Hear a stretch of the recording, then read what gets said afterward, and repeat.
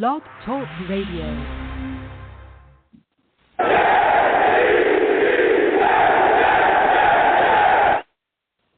What's going on, folks? It's your boy Long Beach Joe, and I am back at it again.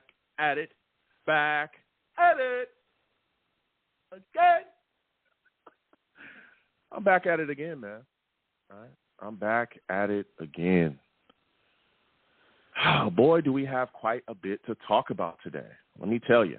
A lot of things going on. Mekhi Becton speaking about knee injuries and also saying that the Jets made no sense for the Jets to move in the right tackle. We're going to be discussing that.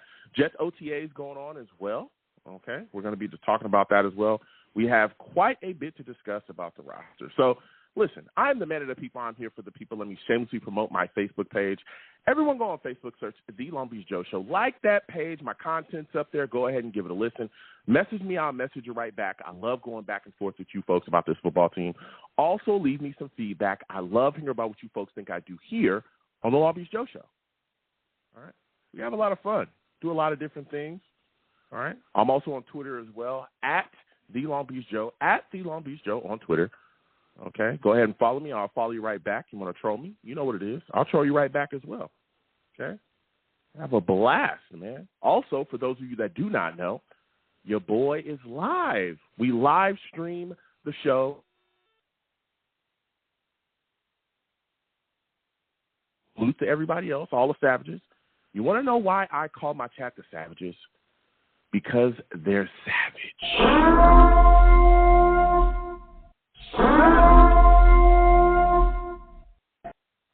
I'm talking about nobody's safe, man. Not even me. If they don't like your takes, all right? If they don't like your takes, they will let you know. It doesn't matter who you are, all right? So salute to all the savages out there. You know, we have a lot of fun live streaming the radio show. You know, a lot of people don't know that until they run into my channel, okay? And then they go, whoa, Joe, you're looking good. You look great. Handsome, great takes. You know, I want to thank y'all for that. You know, thank you. I'm not a guy that's cocky. I'm not arrogant. I'm just a regular dude. You know what I'm saying? Just a regular dude. So, you know, I'm just out here working with what I got. But if you want to come on by, check out the Savages, check out everything that we're doing over here, come on over to YouTube. Type in Long Beach Joe Jets, Long Beach Joe Jets on YouTube. All right? Subscribe to the channel. Hit that notification bell so when I post content, you folks will be in the know. Also, give the videos a thumbs up. Give the stream a thumbs up as well. All right. Salute to everybody on Blog Talk Radio as well. You know, show goes up there too. Blog Talk Radio / The Long Beach Joe Show. I'm also on iTunes as well. Come on over to iTunes, type in The Long Beach Joe Show on iTunes, subscribe to the podcast, and leave me a rating. 5 stars. Okay. I want to thank everybody that does that. Give me some feedback. Let me know what you folks think about what I'm doing here. Okay. I always appreciate y'all feedback. All right.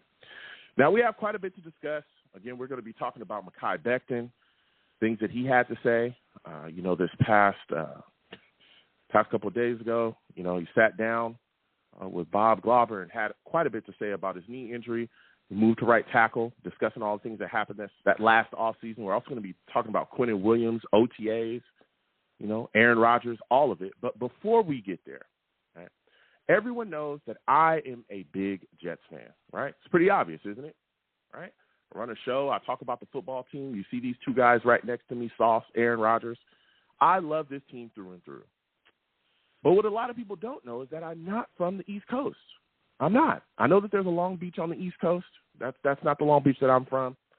From the Long Beach on the West Coast. From the Long Beach that is in California. Grew up on the West Coast. Loved it. My whole life been there. All right. But often I run into fans all over the place, right, that aren't from California or aren't from New York, or have moved all over the place, right? And they love this team through and through, and I love connecting with them. There's a lot of fans that are Jets fans that love the team that are not in the area that the Jets are playing in. And so they often congregate, come together, and show their love for the team. And tonight we're going to have, a great man, Robert of the County Jets Fan Club. He's going to come on, and he's going to talk to us about what they're doing and how they gather and show their love for the football team. Robert, I want to thank you for coming on the Long Beach Joe Show tonight. How are you feeling, my friend? Hey, Joe. Thanks for having me on again. I'm doing really well today. I guess this is the third year that I've been on the show with you, and needless to say, I would say going into this year, we're a little bit more optimistic than we've been the last few years. Yes, we are. Yes, we're going to get into that, Robert. We're going to get into that.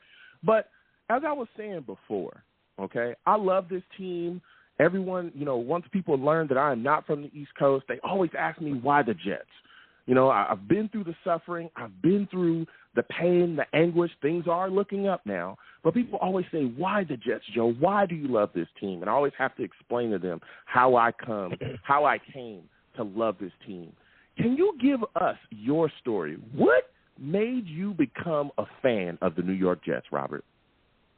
Well, first and foremost, I'm from New York City, so they were one of two local teams, obviously, growing up, and just like in L.A., we have multiple teams in each sport in the New York City metropolitan area. When I was a kid, the Giants were going through a very, very long dry spell and weren't very good. The Jets and the Mets, for that matter, it came about in the early 60s, and both teams won championships pretty much early on in their existence, which kind of solidified the fan base. So I actually became a Jets fan before they won the Super Bowl. I'm one of the only people in our group here in Orange County that actually remembers them winning the Super Bowl because I'm an old dude.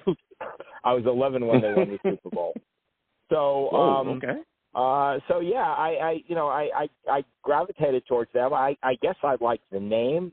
I know it sounds kind of silly. I guess I like the name. In my mind, I was a Yankee fan first, that team, and that was the first team I ever heard of. And for some reason, I thought that the American Football League had some kind of connection with the American League in baseball. So that was also part of it. But of course, in '69, when they did win the Super Bowl, that solidified me for life. And actually, the very next year, the last year that they were in the AFL was the first year that I started going to games. It actually was at the playoff game against the Kansas City Chiefs in December of 1969, which was when they were eliminated. And, of course, that's we've been waiting ever since for them to get back. Mm-hmm. Yeah, it's been quite a bit. But, again, things are looking up. They are looking up. Now, you talked a little bit about your fan club. You're one of the older guys there. I don't like to say older. I like to say seasoned. Okay, seasoned by life. That's what I like to say. Seasoned by life. Okay, that's fine. You're one of the guys that is the most seasoned, by life. One of the guys that is one of the most seasoned by life there, right? But how did your fan club come about? What made you want to gather all those Jets fans together and just come together and love the football team the way you folks do? Yeah, I actually can't take credit for that, though.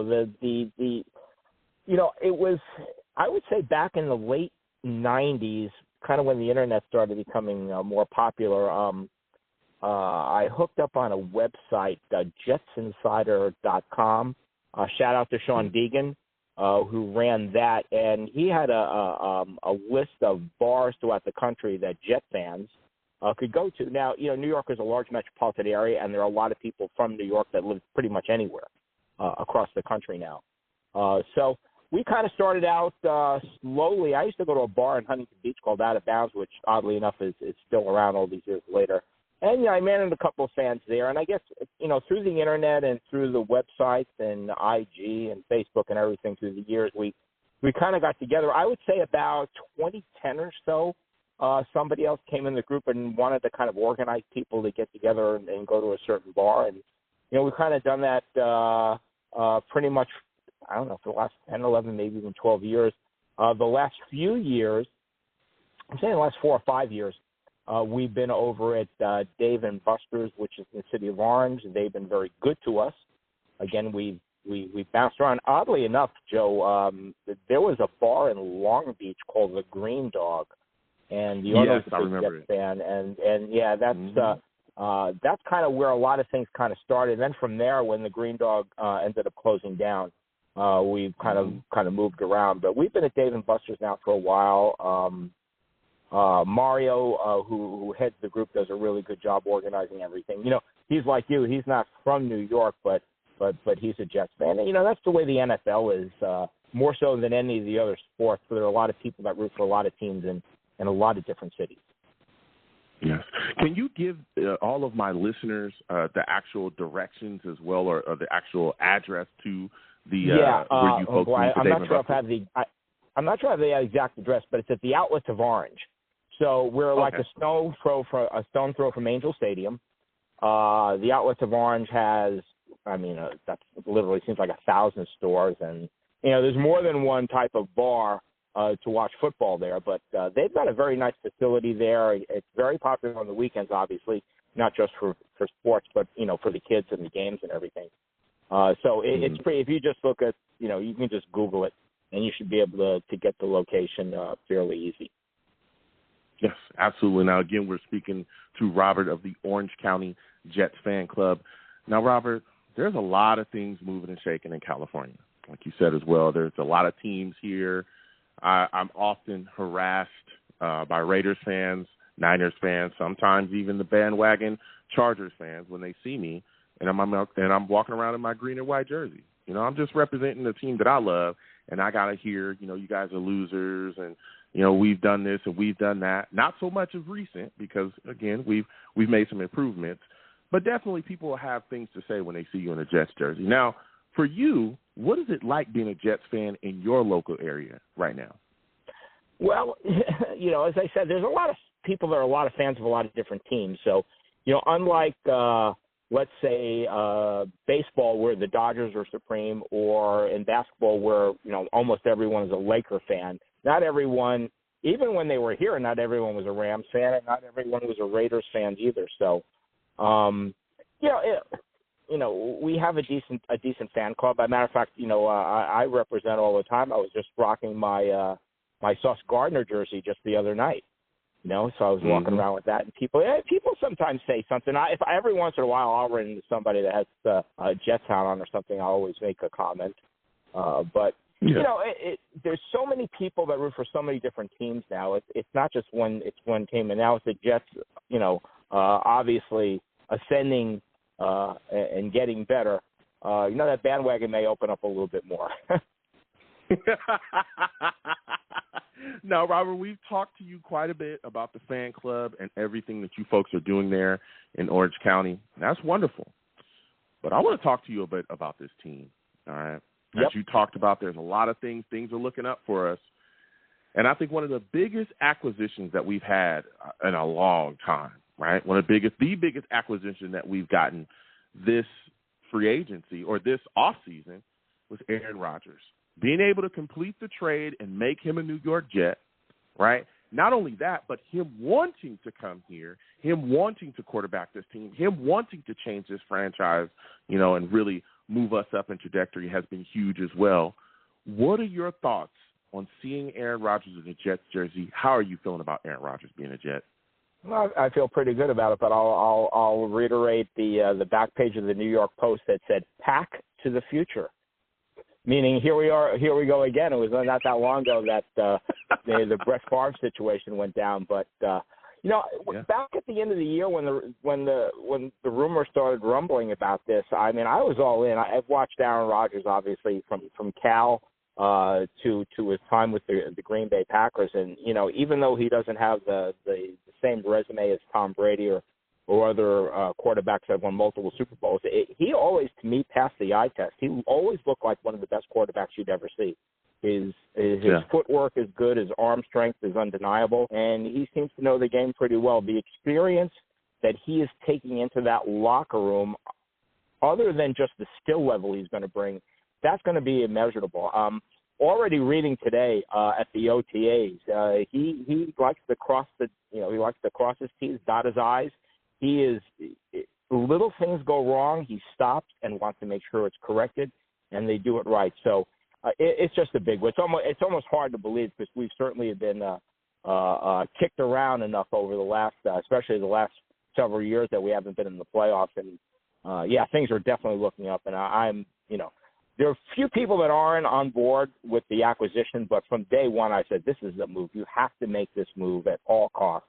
The team will – I mean, they were the number 4 rated defense in the league last year, and all they need – if they had him last year, they'd have won 5 more games. Now, every year is different, and the dynamics of each team changes from year to year. But, boy, going into this year, it certainly looks like they got a legit shot. And, I should point out that they are the 6th betting favorite to win the Super Bowl in, not just Nevada, but all the other legal sports entities throughout the country. So there's only 5 teams that have shorter odds than they do to win the Super Bowl, and we haven't seen that in a long time. Yeah, I mean, you spoke the absolute truth. I'll tell you what, even, our owner, Woody Johnson, talked about it, just the quarterback being the missing piece. And, boy, did they land the big fish. This is a guy that has it all. And he not only does he have it all, like you spoke about as well, he's been to where we're trying to get to. He's won a Super Bowl before. He's a guy that's made multiple, pushes in the playoffs. He knows what it takes to be there. And just hearing about him, like you spoke about as well, hearing about him sitting down with guys, breaking down things in the film room as well. Hey, he'll stop the session and say, hey, look, point this out. He understands how detail plays into winning in this league, the attention to detail, making sure you get things right, stopping stuff, and make sure the guys know where they need to be. So that's huge. That's huge. And having him here, boy, it's going to do wonders for our offense. Now, speaking about offense, right, we've made some signings, guys like Alan Lazard. We brought in Tim Boyle as well. There's been many free agent signings this recent offseason. For you, what are your thoughts about some of the guys that we brought in? Who was your favorite free agent that we signed this past offseason? I definitely like the Lazard signing. I think that made sense on many levels to bring in somebody he's already familiar with. And, of course, now they're also bringing in Randall Cobb, where I think everyone kind of thinks he'll be more of a locker room presence, and he'll get some spot play from time to time. But just trying to bring that winning culture and that winning attitude over to the Jets, I think, is very important. But I definitely like the Lazard signing, and our wide receiver room is going to be really good this year. Yeah, it is. It is. What are your thoughts about the draft? Because we also made some moves and got some guys in there as well. There's a lot of people that didn't like the Will McDonald pick. How'd you feel about it? Well, we should have been talking about. We should have been talking about. I think was it Broderick Jones, who is the offensive lineman that they were looking at, and then all of a sudden our friends up in the Boston area pulled a little zinger with us and made a trade with Pittsburgh, and they took him. But overall it's always hard to tell whether any of these guys are going to pan out. But I'll tell you one guy they got later on that I remember looking at this year who I really like. That's the cornerback from LSU, Jarek Bernard Converse, 6'1", 205. He was the 204th pick in the draft. He should have went a lot sooner than that. And I can't pronounce his name, but the running back from Pittsburgh, Israel Becton. I don't know. You might have. You probably know better than I do. Abanikanda. Yeah. That name will play in New York for sure. He's really good. He'll certainly help out the running game. So overall, look, you look at a lot of these guys and you see where they came and you see where they played, and you just hope that they can take that and transform their collegiate skills right into the National Football League. Yeah. I mean, listen, Izzy, like you spoke about as well, he's a guy that, boy, oh boy, he's a guy that could end up really paying dividends for us pretty early. He's a guy that come out the backfield, catch the football. Of course, he needs to clean up, some things about his game, but that's every rookie. Well, he runs. He's got some moves. He's a guy that's one cut can go. And let me tell you something. He's going to be a load. He's going to be a load to bring down because once he gets going, it's tough to tackle him. So I'm excited about him as well, being put in Hackett's offense, and also Joe Tippmann. The acquisition of Joe Tippmann was phenomenal. I like that draft pick too. A guy that can get up front. He's a fat boy. He's going to push people around, get his hands on you. It's over. We're going to see what happens. I think he's a guy that can end up taking the center spot as well from Connor McGovern. And also like Will McDonald, the pick of Will McDonald. Added pass rush is always needed in this league, especially when you look at some of the top-tier quarterbacks that we're going to be chasing this year. So, listen, Robert, it's been phenomenal speaking with you. This is a great conversation about the football team. Before I let you go, let my listeners know where they can get involved and how they can get in touch with you and the Orange County Jets fan club, and where they can go and how they can get in touch with you folks on social media as well. Yeah, well, Orange County Jet fans, they have a nice, they have a Facebook page, and I believe an Instagram page as well. So all the information is there. As I said, Mario does a really good job putting all that together. So it should be pretty easy to find. It's amazing how many people show up Sunday to Sunday that never were in there before, and they say, hey, I was looking for a place to watch the game. I Googled it and found you guys. So we're real easy to find. So. Yeah, we're really looking forward to a good year, and I'm excited about this season more than pretty much any in the last 4 years because I haven't been back to the New York area, which, of course, as you know, is my hometown. And I do plan on going back to a game this year. I've circled the New England game, which is their second home game of the year. Oddly enough, one of their very few 1 o'clock afternoon games. That's, of course, 10 o'clock out here. Most of their games are now in prime time on Sunday night, so we're certainly getting there. So I'm really looking forward to getting back there and hanging out. My cousin and I, for years, used to have season tickets back in the day. I used to go back pretty much every year. But I got married 7 years ago, so life has changed a little bit for me. But I am looking forward to going back this year and hanging out with the Jets fans and hopefully seeing a big Jets win this time. Yeah. I mean, we're expectations have absolutely been raised, especially with a lot of the things that we've been able to do this offseason. Listen, Robert, I want to thank you for calling in. I want to thank you for coming on the show. It was phenomenal speaking to you. You have yourself a good night, my friend. You too, Joe. And, Joe, you need to get to Orange and hang out with the Orange County Jet fans this year, okay? Yes, I will. I'll try my best, and my schedule is wild. As everybody knows, my schedule is wild, but I'll definitely try to get down there. When you talked about the Green Dog as well, that brought back a lot of great memories. I used to slide by there when I could and sit down and enjoy, Jets games before they ended up closing down. But, yeah, I will definitely try to get down there with you guys and enjoy a Jets game or two with y'all, all right? All right, Joe. Good talk to you. Go Jets. All right, you have a good one. Go Jets.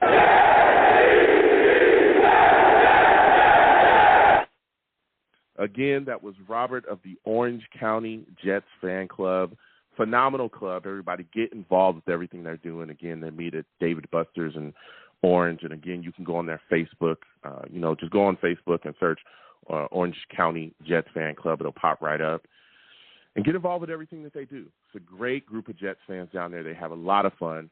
And, my schedule's wild. I'll try my best to get down there and enjoy a Jets game or two with them. A lot of fun. So now it's time to move forward, and we need to talk about the New York Jets. Again, 515-602-9639. 515-602-9639 is the number.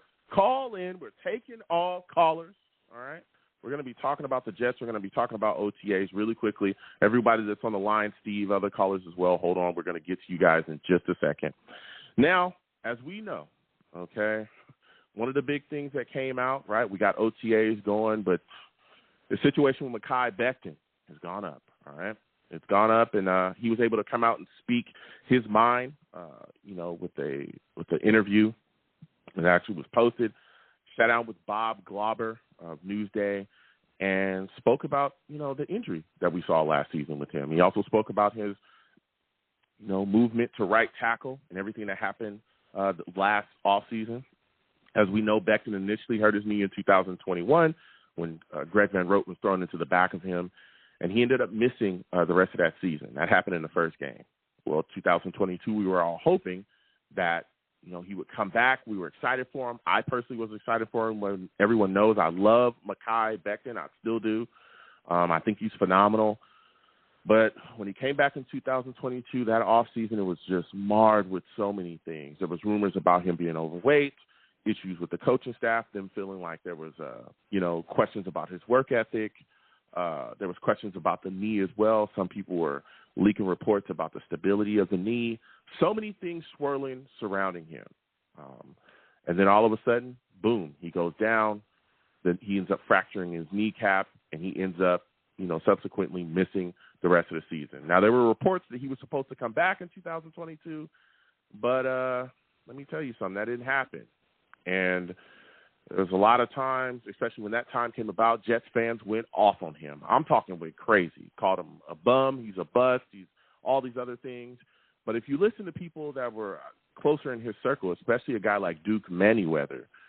Duke Manyweather basically came out, via social media when he was responding to fans that were attacking Mekhi Becton. And he said, listen, that knee injury, I don't know what – I don't care what was reported, okay, and I'm paraphrasing, but basically I don't care what was reported, okay, he was never coming back. That knee injury and he was hinting at this, that the knee injury was worse than what was actually being initially reported when Becton went down prior to the season in 2022. So subsequently, we never saw Mekhi Becton come back, and then officially it was basically like 2 years he hadn't played, pretty much at all. Now, with that, kind of in the past year, we've seen that Mekhi Becton has been looking phenomenal. And there's big questions surrounding him because, again, the New York Jets did recently void his fifth-year option, and he'll pretty much be a free agent after the season. Now, there's things that the New York Jets can do to retain him. Of course, franchise tag, possibly sign him to a deal. All those things can be worked out. But that fifth-year option is done, okay? They, decided to void it, and so now he's moving forward. And so with so many things surrounding him, this interview comes out, and he goes, they spoke about a lot of different things, his motivation, how much better he is mentally, how much better he is physically. But when talking about the New York Jets and the injury and the move to right tackle this last season, this is what he said. He said directly, it made no sense to put me at right tackle. I hurt my right knee. That was going to be the knee that I put the most pressure on, right, while he's backpedaling in pass protection. He said that he explained it to the coaches, but no one cared. Becton also said that his knee didn't feel right in training camp last year, and on the day he was injured, the end result was another season lost, okay? So right there he's telling you, hey, look, I was trying to tell people my knee's jacked up here. Doesn't feel right. You got me on the right side, my knee's jacked up, and then boom, the day that my knee, ended up giving out and buckling, I was trying to let everybody know, but nobody cared, right? We'll talk about that in a second. He also said, I got forced to play a position I don't play, right tackle. I was pretty much telling them I wasn't feeling good the whole time throughout camp, and I was told I shouldn't be complaining. Go out there and do it. I was limping throughout the whole practice, and I just took a step, and my knee buckled. I got hurt again and had to have reconstructive knee surgery. Woo! Right? Wow. Wow. Okay? Now, when I look at this situation, and we'll get to the callers in a second, I look and I say to myself, okay, I can look at it at both sides. I look at the coaching situation, and I can say maybe they thought to themselves, this guy, there's some issues, some things going on here. We understand he's coming back from the knee injury, but now he's being moved to right tackle. He may be upset about that, and he's just trying to worm his way back into being a left tackle. Again, keep in mind, they had given the left tackle position to George Fant at that time, and Mekhi was being moved over. So maybe they looked at it like, hey, there's a lot of things going on here. He's just complaining. Bro, just go out there and play right tackle. That's what we need you to do right now and make it happen. But then you also look at it from Mekhi Becton's situation, his side, and you're saying, hey, if a guy's telling you that his knee's jacked up, right, he's telling you his knee's jacked up, maybe you should listen to him. Maybe you should go get that checked out, especially when he's a guy that you have so much invested in. Again, keep in mind, Mekhi Becton is a first-round pick. That's quite a bit of capital to give up to move, to give up to grab a guy, right? We took him in the first round. That's big capital, all right? So when I look at it, I said, hey, the past is the past. We're moving forward now, right? And Mekhi Becton has worked his butt off to get into a great position. He's in phenomenal shape, as we've all seen. He looks lean, mean, trim, and he credits that to a lot of the coaching and everyone that he has surrounding him now, mainly the Parsi Speed School, which has helped him, kind of rebuild himself. He's talked about the new coaches, new people that he has in his life, and how they motivate him now, and how his coach now came out and spoke about how Mekhi Becton's a good guy, great intentions, he works, but he may have just lost his way. That was the big thing. He may have just lost his way. And he was a guy that he could see, that Mekhi Becton just needed a coach. He needed someone to speak with him. He needed someone to sit down and help him through the situation. So Mekhi Becton, of course, changed his diet, right? A lot of caloric deficit. a bit more, the workout, the high-intensity stuff that they're doing there, and they got him focused, right? And he's lost over 50 pounds now. He looks phenomenal. Again, we also got to remember just recently he tweeted, "I am a left tackle," all right? So we see that the confidence is there. We see that he's better mentally as well. He talked about that as well in the past, that mentally he's gotten better, and he's feeling good. And even Sulla responded to the "I am a left tackle" tweet as well, saying, hey, if you want the left tackle spot, go out there and grab it. The New York Jets have talked about how, they're going to go with their best 5. So it's exciting to see. I understand, and we're going to be talking about this tonight. You got to wonder with this situation. Again, Mekhi Becton's in a better place mentally. He's in a better place physically. He's a guy that's, I'm telling you, when Mekhi Becton fully healthy in a great mental space, I believe that Mekhi Becton is the best tackle on this football team, hands down. I think he's better than Brown. I think he's better than Mitchell. I think he's better than Billy Turner. I think he's better than all of those guys, right, at the tackle.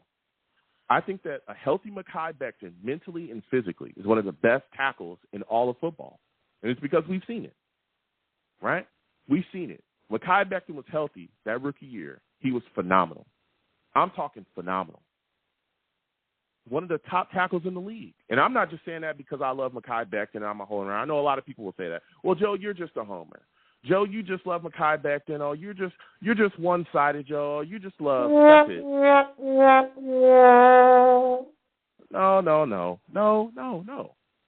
Let's be honest here, okay?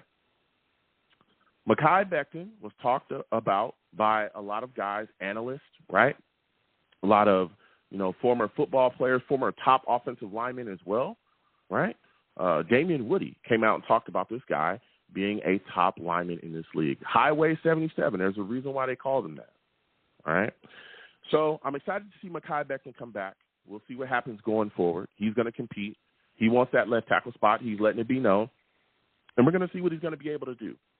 But it's wonderful to see him in a better space mentally and a better space physically, all right? And again, this is a big year.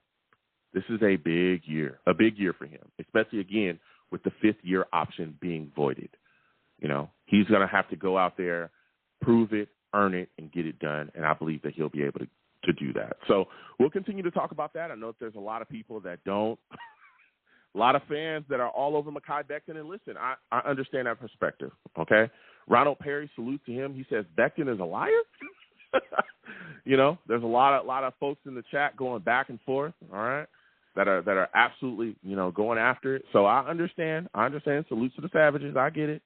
There's a lot of people, that don't like Mekhi Becton and think that he should just shut up and just go play. And I get that, okay? But, he definitely came out and spoke his mind about a situation, and we're going to see what happens going forward with him. Also, OTAs continue as well. Today we saw quite a bit. Aaron Rodgers ended up tweaking his calf. Some people say it was also like an ankle tweak as well. He did end up, taking a day. He was still out there on the field, so everything is looking good. Nothing looking too crazy, but he did take a day to kind of take a step back, but he was still out there on the field. All right, so he's going to be all right. Thank goodness. Whew, we dodged something. Lazard also got banged up a little bit as well. He looked like he was on the ground hurting for a little bit, but he was able to bounce back as well, get himself back on the field and continue on. We're hearing a lot of positive things about Zach Wilson too, okay? Zach Wilson's going out there, and he's looking solid. I know a lot of people wanted to bury him, and I've talked about this situation for Zach Wilson really being something that can help him, help grow him, and help him get better, right? He's being put in the perfect position. Here's his hero, Aaron Rodgers, who he has a great rapport with. They do talk, right? We saw that when we did joint practices with them.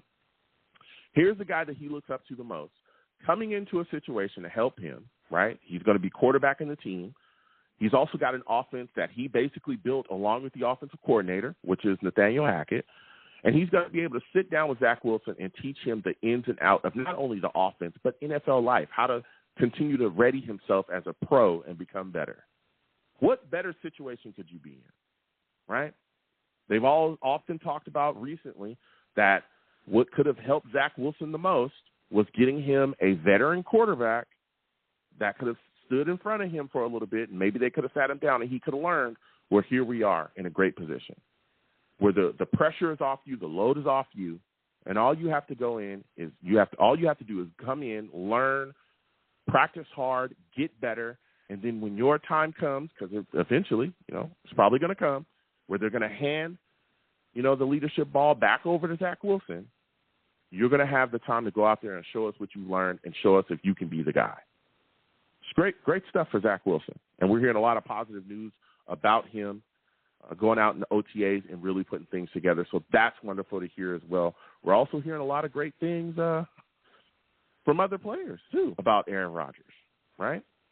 We're hearing from C.J. Uzomah talking about how Aaron Rodgers is in the film room with these guys helping to break down. We're hearing about the attention to detail that Aaron Rodgers is showing as well on the field, off the field, where he'll stop things and say, listen, hey, we got to get this together. We got to clean this up.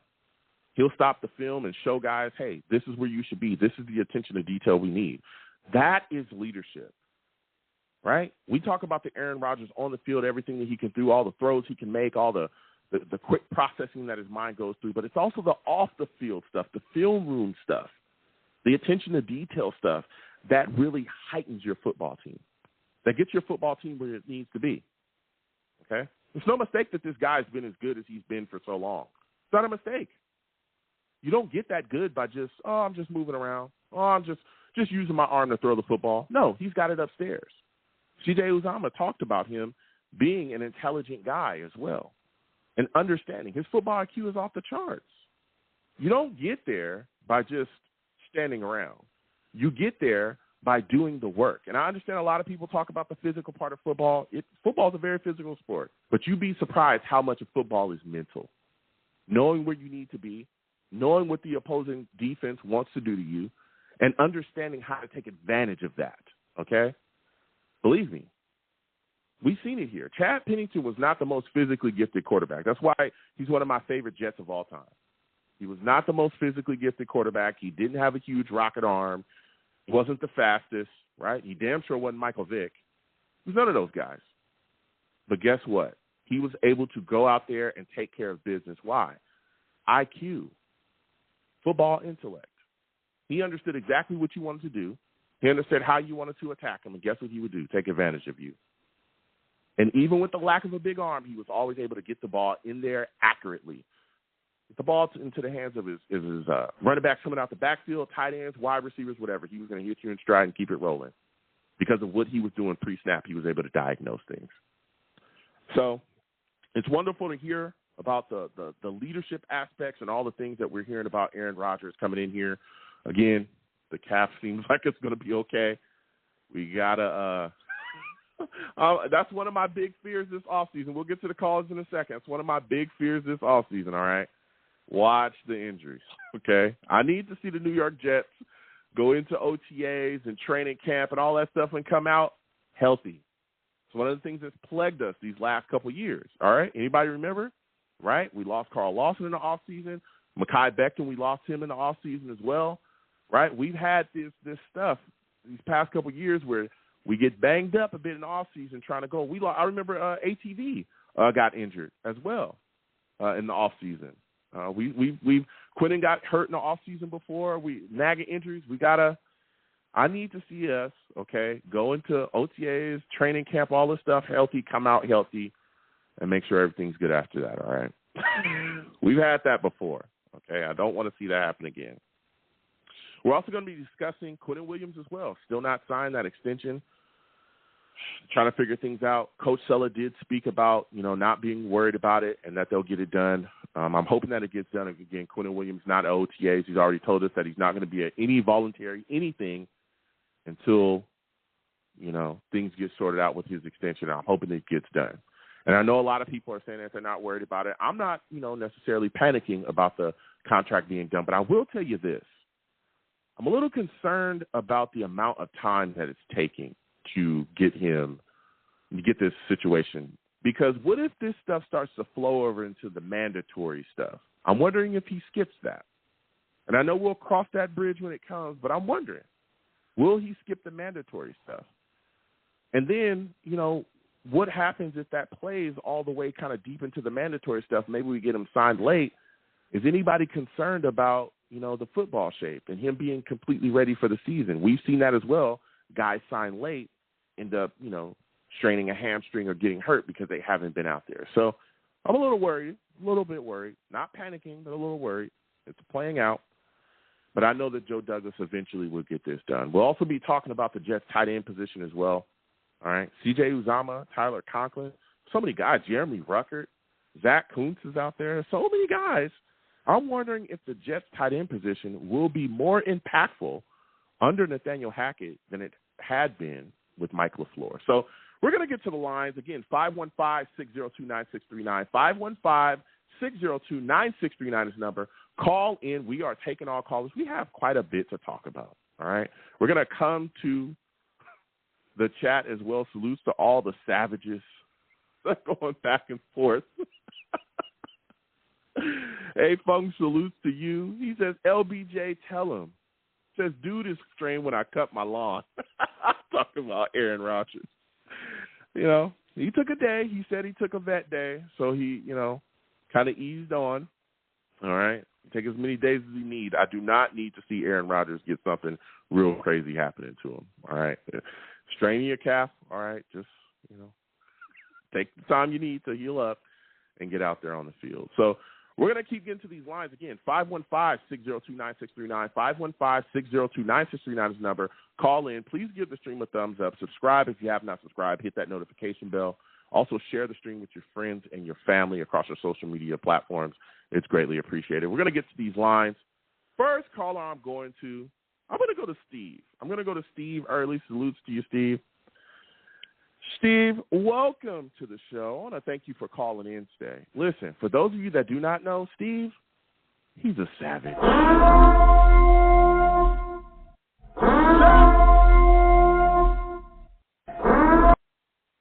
Yeah, Steve's a savage. Salutes to you, Steve. I want to thank you for calling in. Listen, Steve, a lot of things moving and shaking. Mekhi Becton comes out and says that the New York Jets, or that it made no sense for the New York Jets to move him to right tackle. What are your thoughts about that, Steve? Hey, Joe. Well, first of all, thank you again for having me on your show tonight. It's always great to talk to you, talk about this team and talk about, like the situation we're in right now. So, yeah, I guess the first thing we could talk about is the Mekhi Becton situation. I mean, listen, I know Mekhi Becton has always said before in the past he doesn't feel comfortable at the right tackle position. He was always mostly a left tackle for most of his ball career. But I know Robert Saleh did say, when Becton comes back onto the field, because obviously right now he is still doing a little bit of workouts on his own right now because they still don't want to rush him back because, of the injury he suffered last year. But Saleh did make a good point that, yes, he does have to earn it. But here was the thing, though, which I will be very honest, and there is something that I am going to have to defend Mekhi on this part, on his part here. Because if you remember last year, there were a lot of times where some of the coaching staff on this team made a lot of mistakes last year. And if you do remember, Joe, what did happen after the 2022 season last year, unfortunately, we ended the season with a 6-game losing streak. You know what Coach Saleh did? He fired some of those coaching staff members. Like, he actually literally, he said, you know what, I need to make some changes with this coaching staff. I mean, obviously, Mike LaFleur, he didn't get fired. He ended up stepping down as offensive coordinator. And, and what Saleh did was he did fire some of the coaching staff because, remember, and Mekhi even did say in an interview, I think it was a couple of days ago when he said this, he went to the coaching staff one day and he goes, hey, why don't you do me a favor and let me rest one day? My knee isn't really, really good right now. Let me rest. And you know what the coaching staff decided to do, Joe? They decided to put him right back on the field. And he even said that. And if you did listen to that interview very, very, very, very clearly, that's what Mekhi Becton said. And that was the reason why he ended up tearing his kneecap last year. Yeah. Yeah, look, like I said, I can see it from both sides, especially when you look at the situation when Mekhi's coming back. There was a lot of talk about him not being in the best shape, right? And maybe they looked at it, and I'm guessing, right? Again, I'm not on the coaching staff, but it's pretty clear to see that they looked at it like, hey, maybe this guy, again, there's a lot of things surrounding him, not in the best shape. He's coming in here. We've moved him from left tackle to right tackle, and maybe he's just trying to weasel his way back into being a left tackle. You know, that's George Fant's job. We decided to give it to him. We're moving forward. You're going to play right tackle. You're not going to get out of it. Just go back out there, right? Maybe that's how they looked at it, okay? And I get it, and I understand it, right? That's probably how they looked at it. But from the other side, and we're talking about it now, Steve, what I don't understand, and you know, you brought up the question as well, is that if a guy's telling you that knee's jacked up and something's going on, I would have rather have had them check him out, see what was going on, and see if that knee was actually stable. And if it wasn't, or there was something, you know, clearly there was things going on there, but when they found that something was going on, I would rather you either sit him down or, you know, give him the time that it takes for him to truly heal up. But the past is the past now, Steve. It is what it is, right? He's gone on and he's had his reconstructive knee surgery, and things are looking good. And I want to get your thoughts on that. What are your thoughts on how he's talked about how much better he is now mentally, how much better he feels physically as well, now that he's worked himself back into being in shape and he's looking phenomenal and looking focused? How do you feel about that, Steve? Ever since you made a good point. Ever since he joined us in 2020, this is the best I've ever seen Mekhi Becton look, like without a doubt. Yes, Mekhi was definitely a little bit too big, you know, his rookie season, but he had a great rookie season with us in 2020. 2021, you know, he did still look the same, but then again, I still blame Greg Van Roten to this day from what he did to Becton, because remember, Van Roten was the main reason why Becton missed that 2021 season. Then, you know, this is the best that he's ever looked. And, you know, I can't wait to see Mekhi get back on the field, because Mekhi knows that this is his last chance this year. He knows that this is his last chance to impress this Jets staff, because if he doesn't, he's going to hit the free agency market next year, and the Jets are not going to re-sign him. But now, listen, hold on a second, Steve. Hold on a second, Steve. You're speaking absolute facts there. Again, when they declined that fifth-year option, you know, Mekhi Becton is really sitting here not only auditioning, you know, for the Jets. I'll tell you what, if Mekhi comes out and performs extremely well, and again, we'll see what happens going forward. They could franchise him. There's quite a bit that they could do. But if Mekhi comes out and plays well, and the Jets want to extend him and they pass on the franchise tag, there's other teams out there that if he goes out there and really blows everybody's socks off, that are definitely going to be vying for his services. If he wants to get paid, this is the year where he's going to have to show up and show out. And we're talking about them working with guys as well, right, and continuing going forward. You look at a guy like Zach Wilson, who's also going out there and showing his stuff too. There's been a lot of talk about him in OTA, showing a lot of positive signs, making throws on time, putting the ball on guys. He's also been talked about as well by Robert Saleh as a guy that has taken the situation with Aaron Rodgers come in extremely professionally. What are your thoughts about the great things that we're hearing about Zach Wilson and OTA so far? Yeah. Well, before I do talk about Zach, I do want to get to the Aaron Rodgers situation first. That obviously did happen today. So Aaron Rodgers today, the team came out, they were doing their warm-ups, and all of a sudden we all find out that Aaron Rodgers apparently ended up suffering an ankle injury, and then there were rumors at first that happened that, he didn't put any weight on the ankle. Well, here was the thing. He was able to put weight back on the ankle, and then, oh, my God, here we go, all the Jet fans all going crazy like, oh, my God, come on, you know. Like, seriously, Aaron Rodgers cannot have a season-ending injury already. But luckily, he did come out today. He had an interview after the OTA practice today. He told the media, you know, listen, I ended up suffering a minor calf sprain. You know, it ended up being a minor sprain. And he said, you know, I just didn't want to take a chance going forward and continuing on practicing. I spoke with Coach Saleh. I told him that I can't practice for the rest of the day. And you know what Coach Saleh said? He said, okay, that is fine. You know, take the rest of the practice off, you know. And the one thing that he did was today, Joe, now going to Zach Wilson today, he actually, what he does is, when they're in like in the indoor facility, and when they're having meetings, and let me tell you, CJ Uzomah even came out today and said this. Aaron Rodgers would stop Nathaniel Hackett when Nathaniel Hackett's going over plays, and Aaron Rodgers would actually tell him, guys, this is what we got to do.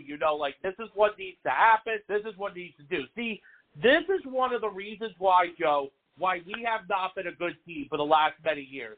We've never had an experienced offensive coordinator who is very, very offensive-minded like Nathaniel Hackett, and we also have, finally, a veteran quarterback in that knows the game well in Aaron Rodgers. This is one of the reasons why we sucked for many, many years. And when Uzomah came out and said, man, Rodgers is a true leader. Yeah, listen, Aaron Rodgers, Aaron Rodgers has absolutely come out and, put his impact and his imprint already on this team.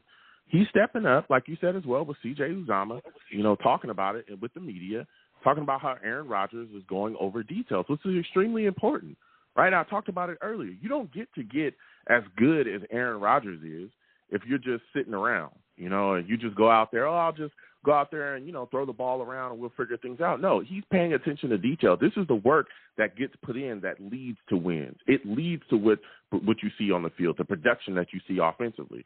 Because in that field room and off the field, he's teaching guys how to be a better pro. And that's what I was speaking about as well with Zach Wilson. Here's a guy that is put in a great situation where he gets to learn from Aaron Rodgers, where he gets to learn, with the guy that literally helped build the offense with Hackett that he's running right now. This is the guy that sat down with Hackett and put the things together. And so the impact that it's going to have on Zach Wilson as well, I think is going to be tremendous because he's going to be able to go out there, and they talked about this as well, that, LaFleur talked about it before he was gone, and others have talked about it, how, hey, Zach Wilson could have benefited from that veteran hand, being on him before we put him out there on the field because maybe he wasn't ready. And we saw that. We saw the lack of decisiveness out there with the football. We saw him being slow with his reads, all those things, right? Well, now he's being put in a situation where he has this hero that's going to be able to guide him, that's going to be able to help him for these next, however many years until the situation is handed back over to him. So I love that, and I love that for Zach Wilson. Now, my next question for you, Steve, because we're talking about quite a bit here, you look at this situation, man, with Quinnen Williams. This extension still ain't done. The OTAs, again, stuff is voluntary. How concerned are you about this situation lingering, Steve? And are you worried about Quinnen Williams possibly skipping things that are mandatory because we don't have something in place with him? Listen, when I look at the situation with Quinnen Williams, listen, I understand in the situation where he's at right now, he wants to get paid. He does deserve to get paid. I do think that he will definitely get paid. If he doesn't get paid, like before when the Jets go on their vacation in June, I'm not going to really, really worry about that right now. And I'm not worried about it right now as of now. But I am going to say this. If Quinnen Williams does not get his contract before training camp at the end of July, then that's going to be an issue. Because the thing is, we do need Quinnen Williams for the team. Like, that's the last missing thing now the Jets need to get done right before when the season begins in 2023. We have to get Quinnen Williams his contract. But I'm not worried about it right now and all that stuff. But the one thing that I did hear about it, Coach Saleh did say this today in his press conference, another one of the reasons why Quinnen's taking off is it's not only just because of his contract situation, and I know that Coach Saleh did say that Joe Douglas and his staff are definitely working on getting the extension done. Quinnen Williams is expected to be a dad. His wife is about to get ready to give birth. Coach Saleh did mention that today. Quinnen Williams is going to be a father soon. Congratulations to him on that. So obviously I hope things, go well with Quinnen Williams. But I guess now, Joe, just going back to what you were saying about Hold on a second. Hold on. Before we switch off, I wanted to go back. I want to stick with Quinnen Williams for just a second with you because you brought up some good takes. But there's some Jets fans out there that look at the situation with Quinnen Williams and think that if we give him the money that he's looking for, right, which, again, is a lot of reported $24 to $25 million per, again, it's just reports that are swirling out there. There's a lot of Jets fans afraid that if we give Quinnen Williams that type of money, he could possibly turn into another Muhammad Wilkerson. A lot of people looking, talking about, 1 year production. If we give him that money, he's going to be another Muhammad Wilkerson. Do you agree with that, Steve? Are you worried about that as well when it comes to them re-signing Quinnen Williams? No, honestly, I'm not going to say this right. I'm just going to say this right now. I don't think Quinnen Williams would turn into another Muhammad Wilkerson. Quinnen Williams to me is a much different person than Muhammad Wilkerson was. I mean, listen, because obviously we did see what happened, after when Wilkerson had that great 2015 season, and, he did end up getting the contract extension, and then obviously the next 2 years did not really pan out for him, and then we ended up letting him go after 2017. But, listen, I don't think Quinnen Williams is going to be like a Muhammad Wilkerson, in my opinion.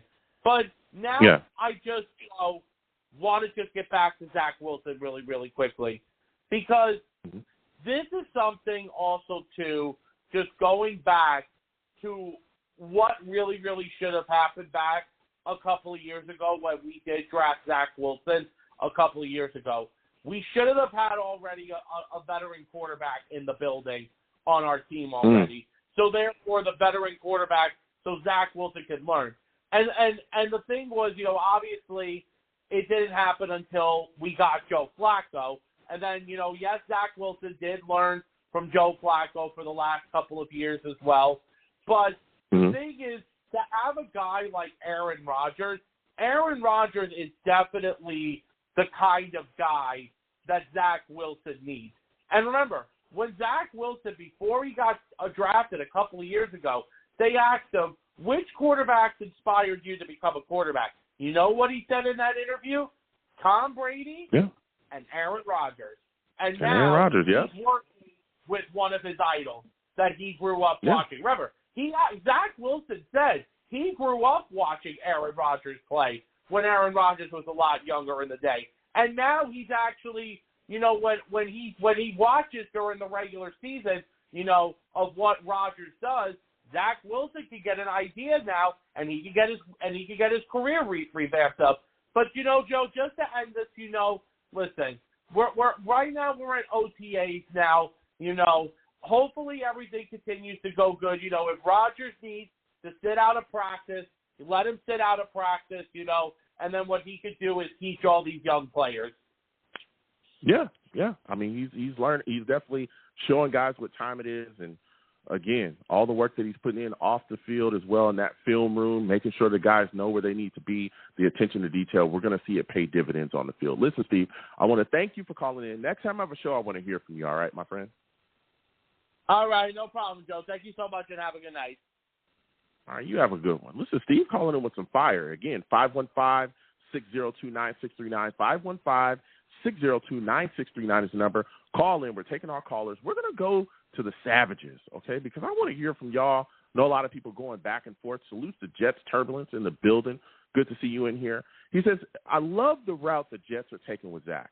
The full reset. No one will talk about him. He's going to absorb as much as he can from Aaron Rodgers. Love that he is quiet and not a distraction like Becton. It's big words. Big words about Mekhi Becton. I know a lot of Jets fans are going off on him. I've seen it. I've heard it.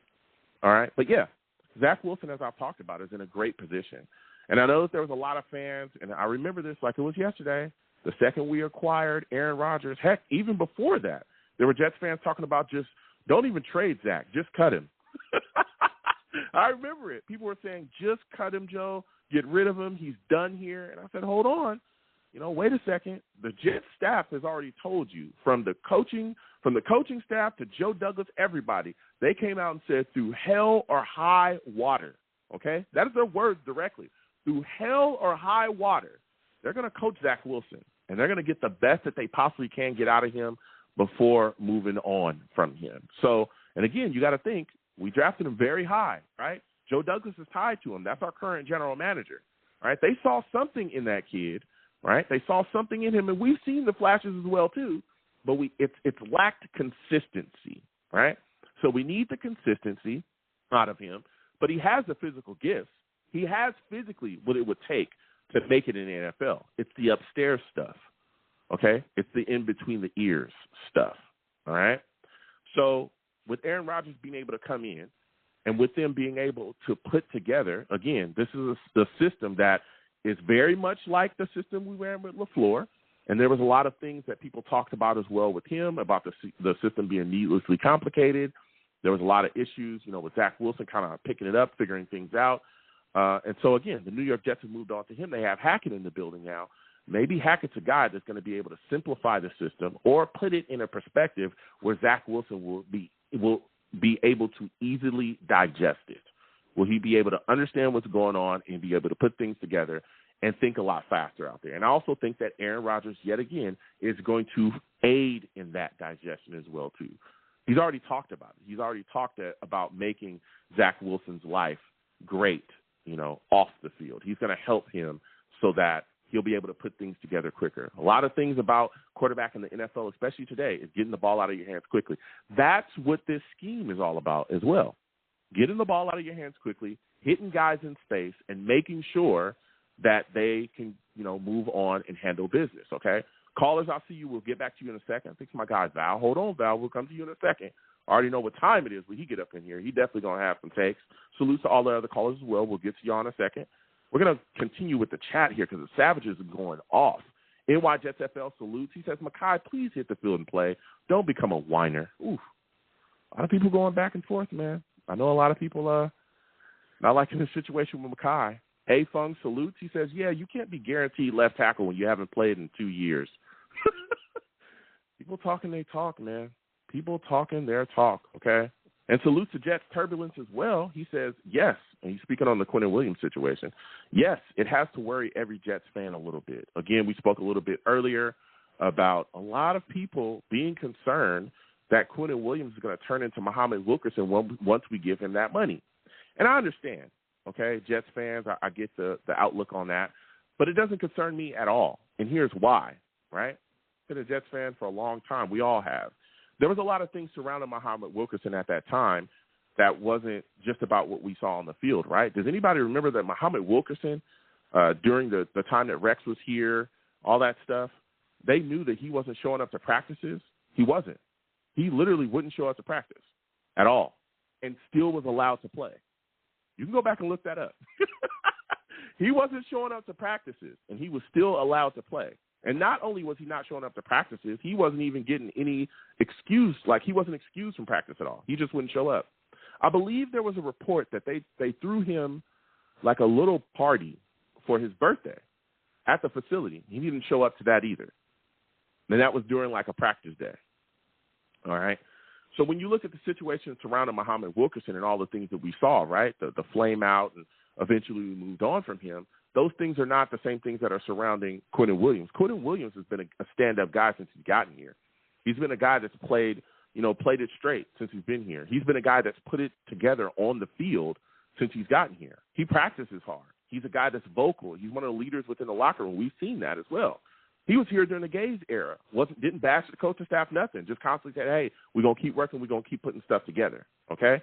And I understand a lot of people talk about the production, the 12 sacks this season, all that stuff, and that's phenomenal, right?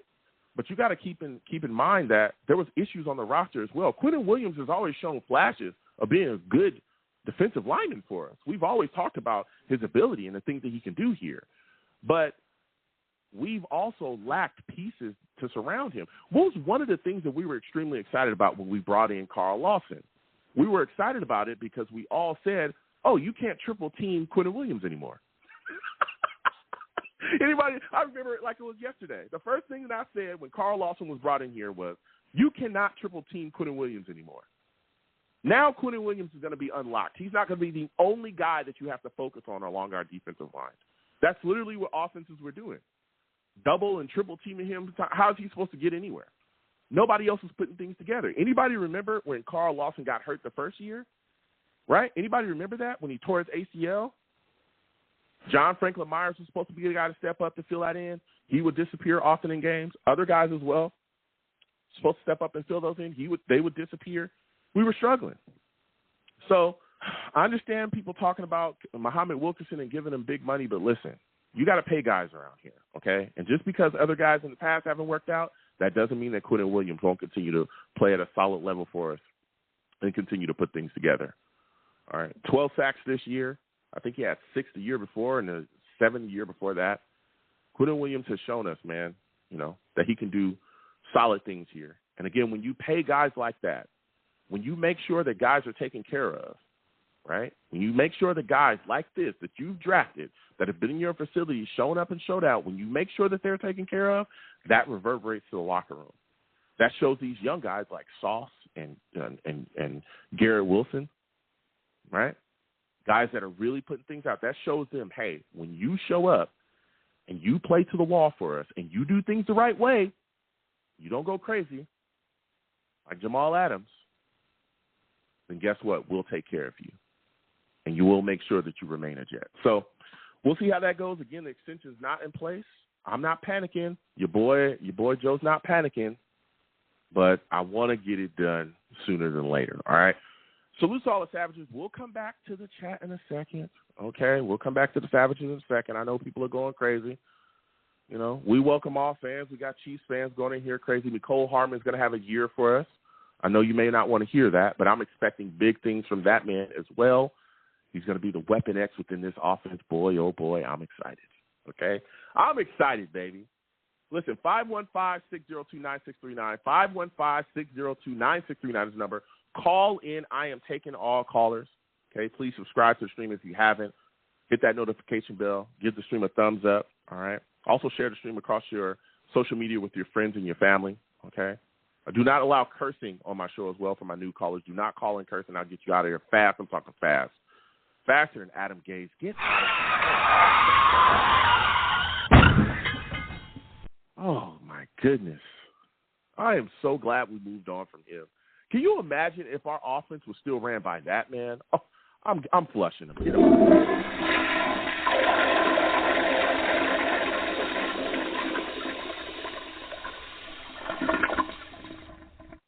Man, you want to talk about ruining the quarterback. There's no one better at it than Adam Gase. Good Lord. 515-602-9639. We're taking callers. We're going to get to these lines. Next, I'm going to go to my guy, Val. Val, I'm coming directly to you. Ted, other callers will come to you in a second. Salutes to you, Val. I want to thank you for calling in. For those of you that do not know Val, he's a savage.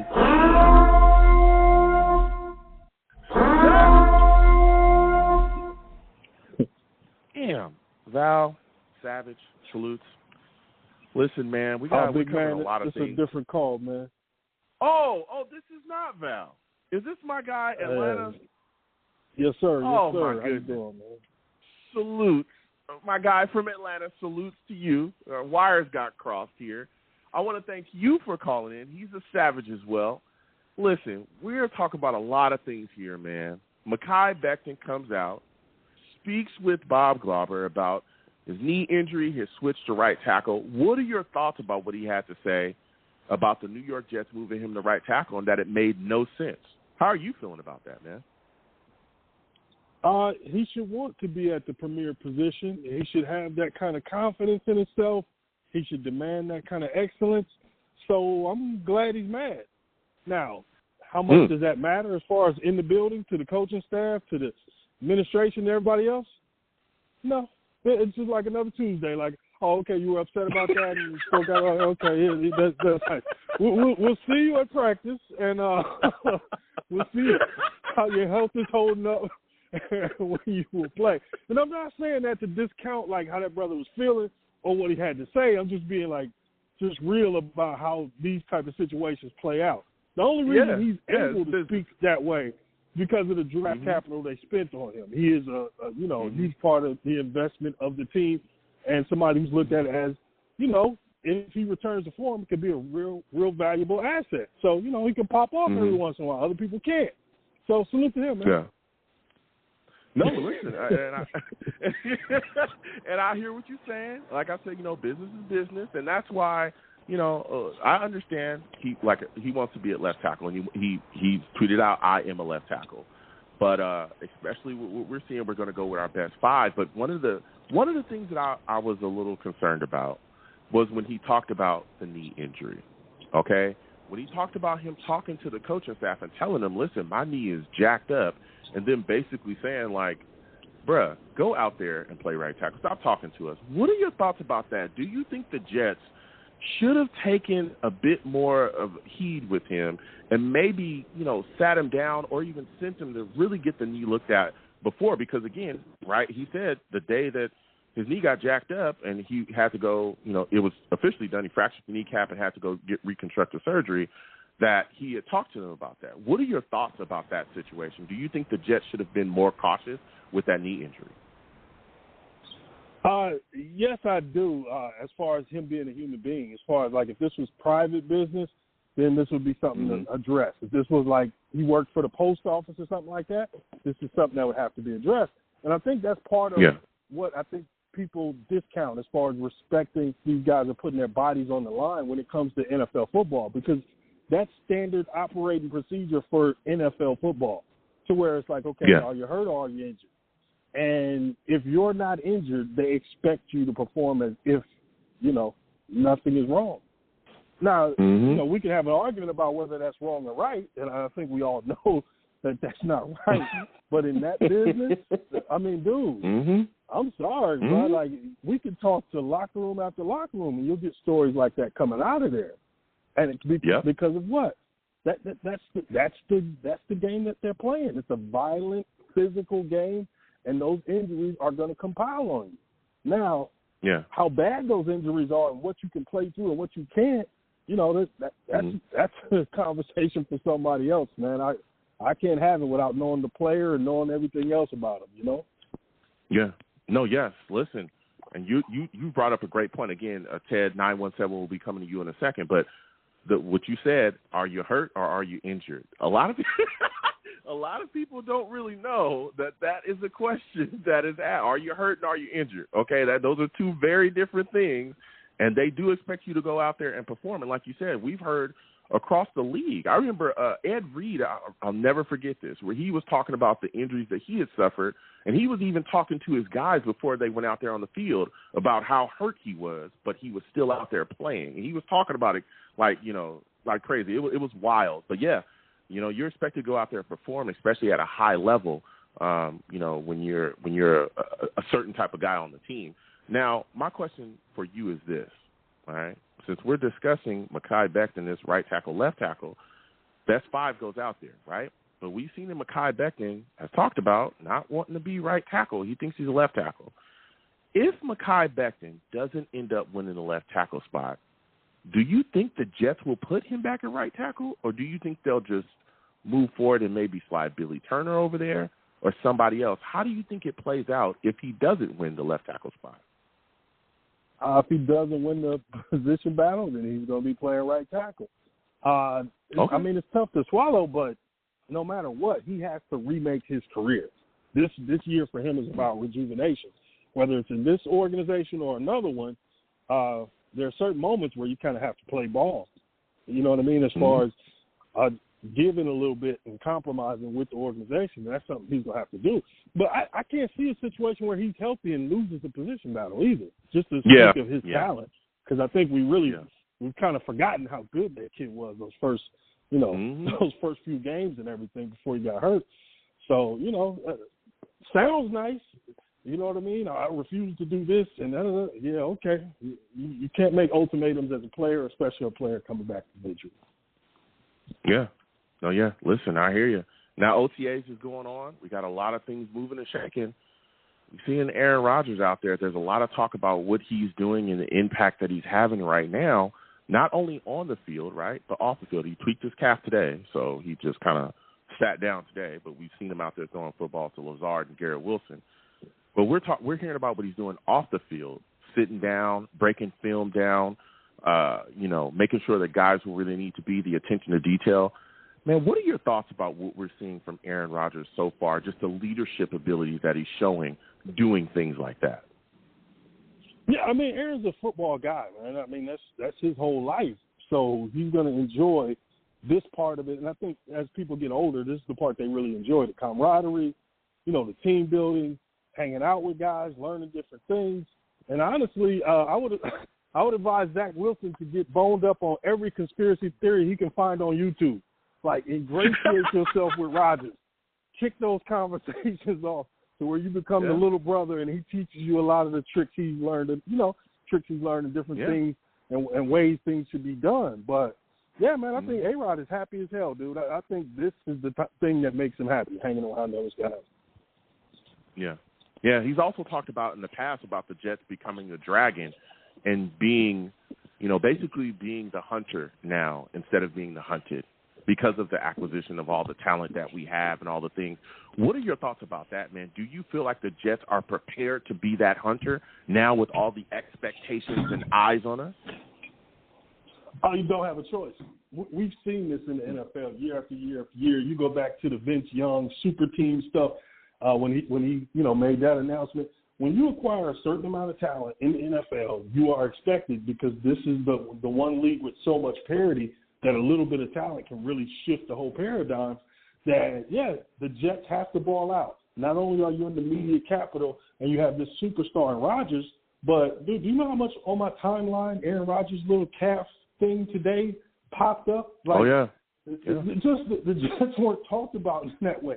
You got 4 papers in the city, not to mention all the stuff that's going to go on online. So the expectations are going to be crazy. And, yes, you are going to be looked at as a hunter. It's going to be big games on Thursday night and everything else because A-Rod is there, man. Like, I thought this is what we wanted. I hope fans aren't getting scared about the pressure already. But, yes, if we start off 1-1, it's going to get ugly, like media pressure and all of the noise and all of that. But this is what you should want. This is how championships are made. You get the team and you get the expectations. Okay, let's meet those expectations. Yeah, I mean, it's going to be a lot of pressure on us, going forward. Again, we got a bunch of primetime games, all that stuff. Now, my final question before I let you go, man, Quinnen Williams, extension not signed yet, right? We're continuing on. He's not at any of the voluntary stuff. What are your thoughts on this situation, man? I know Robert Saleh has talked about not being concerned about it. Are you concerned about how long that this could linger? And do you think that this could end up with him possibly missing mandatory stuff? Well, I'm not really worried about him missing mandatory stuff or anything like that. As long as he's ready for week 1, I'm good. I could care less. I couldn't care less about the other stuff. But ultimately, I do think he's going to get paid. He's at a prime position to where people are comfortable locking money in, as we just saw the Giants do with Lawrence. So, yeah, I think the money is coming. Worst case scenario is what? We franchise him? But, yeah, I say he gets his money, so I'm not worried about it. And if he misses time, oh, well. I don't think he'll forget how to move people. You know what I'm saying? Okay. He'll be fine. I mean, I'm good. I mean, look, I get it, but my thing is, I'm not panicking. I want to see it done sooner than later, but I will tell you, if this plays out quite a bit, we've seen guys come back. I think it happened to Revis, right? He missed quite a bit of time before we were able to sign him or get him, brought back, give him the type of cash he wanted, and then he had like a hamstring injury. I think it was Revis, but we've seen it as well with other guys too that signed kind of late, aren't out there the whole time, and then boom, they end up with hamstring injuries or certain things. I don't want it to play out that long. But again, like you said as well, but we got his brother on the roster, though, right? Go ahead. But we got his brother on the roster, though, right? Oh yeah, right. Yeah. So I feel like there's a little bit more pressure on him because not only does he have to perform and keep in good standing in the building, but brother, if things go sour with you, your brother's career gets a little dicey as well. Like I think there's an added benefit to that. You know what I'm saying? Shout out to Giannis and his many brothers in the NBA. There's a little bit of pressure there, like that has to get done. And then, when your brother's on the team, it also can stop this serious weight gain or surprise of somebody being not in shape or conditioning or anything like that, because he does have to look his brother in the eye. Yeah. Okay. All right. Well, listen, it was phenomenal to speak with you tonight, my friend. Next time I have a show, I want to hear from you. It's always great to hear your perspective on this football team and to go back and forth with you. You have yourself a good one, all right? You do the same, brother. Thanks for letting me on. Appreciate it. Absolutely. Have a good one. We're going to keep getting to these lines again. 515-602-9639. 515-602-9639 is the number. Call in. We're taking all callers. Again, when you call in, please be patient. We'll get to everybody. Quite a bit to talk about. Next, we're going to go to 917. 917, I'm coming directly to you. Ted, hold on a second. Other callers, we'll get to you folks in a second. 917, we're coming to you. You're looking like a new caller. Give me your name, where you're from. What are your thoughts about what we've heard from Mekhi Becton saying that the Jets shouldn't have put him in right tackle and that it made no sense? How are you feeling about it? Mr. Joe, you know me. I know you. Hey. We used to talk, going back and forth as Dan from Howard Beach with this, I got the new show going on, and I came by you and I'm like, I got to talk to my friend. Let's go. Salute, Steve. Dad, good to hear. Jets, let's go, Jets, baby. What's going on, man? For this season. Listen. We're talking that talk tonight. Man, how are you feeling about the situation with Becton, talking about the move to right tackle, knee injury last season? What are your thoughts on the whole situation, man? So we're starting at 6 speed, not at first gear right now. Absolutely. Let's go for it. Mr. Becton, are you kidding me? Are you kidding me? 2 months before training camp, this is what you throw out there, knowing what kind of GM you have. A GM that does not take any bleep from anyone. Jamal Adams, he started chirping. In due time, traded him to Seattle for 2 first-rounders. Last year, coming off the heels of the Green Bay Packer victory at Lambeau Field, Mr. Elijah Moore says, I want to trade. Really? You know about this GM. I'm telling you right now, Joe, he is not making the team. He's not making the team. And I'm going to tell you why. You think he's not going to make the... Okay, go ahead. Absolutely not. Mm-hmm. That's my hot take. I'm going to tell you why. Okay. Come draft night, we already wanted Broderick Jones. We wanted him. And the Steelers knew it. Everyone knew it. Now, here we go. We start getting players, even last year, like with Max Mitchell and whatnot. We got the guy, Turner, from, it was an Billy Turner. For Denver, Billy Turner, Packers. right? Yep. Mm-hmm. Yep. We got Carter Warren. And then yesterday, we brought in Kajus, another tackle from the Patriots, for a walk-in to see. You see, I think once training camp starts, there's no more entitlement. Becton is going to be third. He has to earn it. We got to start reading the tea leaves here. Saleh said it, but not today. Today he said something very special that I'm going to get into. 2 weeks ago, 2 weeks ago, Saleh said as soon as Becton was brought up, he's got to earn it. He's got to earn it. And it's one of those where he's going to place the best 5 out there. And not for nothing. For a guy that played 15 games in 3 seasons, and you start chirping and spattering your mouth like that against management and whatnot, let me tell you something. It is not humanly possible to lose all that weight last year from the end of off-season activities to training camp. He put himself in that predicament. Again, Joe Douglas is an offensive line guru. That's his forte. And it's always to that point where, as a GM, they prize their draft picks. And maybe Becton was onto something, but you don't say it now. You prove the doubters wrong. And stop taking the selfie pics, will you? Please, Becton, enough. Train in the shadows like Elijah Vera Tucker does. Elijah Vera Tucker does things in the shadows. Don't do it in public. What's wrong with the selfie? Listen, one. I get it, Dan. You don't like the selfie. Me personally, right? And again, I want to thank you for calling in. It's phenomenal to speak with you. Me personally, I don't mind the selfie pic, especially when the fact that he's a guy that's showing up, showing out.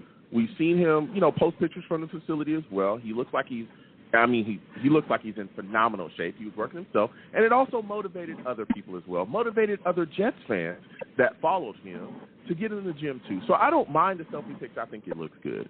Here's the deal. I understand your perspective, talking about, hey, don't come out and say things like this, especially we're working all the positivity you have going to the season. But I think, hey, he was just sharing his side of the story. But I disagree that he's going to be third. I think if Mekhi Becton is fully healthy, and he looks like he's fully healthy, in shape, everything, I believe that Mekhi Becton is the best tackle on his team. I think he's better than Brown.